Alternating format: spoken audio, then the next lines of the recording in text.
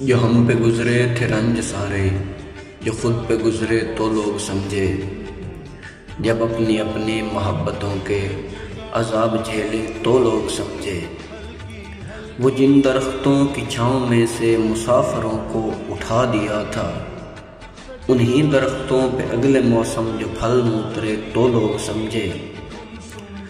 اس ایک کچی سی عمر والی کے فلسفے کو کوئی نہ سمجھا، جب اس کے کمرے سے لاش نکلی خطوط نکلے تو لوگ سمجھے۔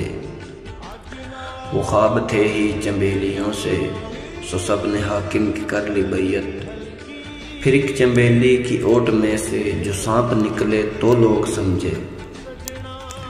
وہ گاؤں کا ایک ضعیف دہقاں سڑک کے بننے پہ کیوں خفا تھا، وہ گاؤں کا ایک ضعیف دہقاں سڑک کے بننے پہ کیوں خفا تھا، جب ان کے بچے جو شہر جا کر کبھی نہ لوٹے تو لوگ سمجھے۔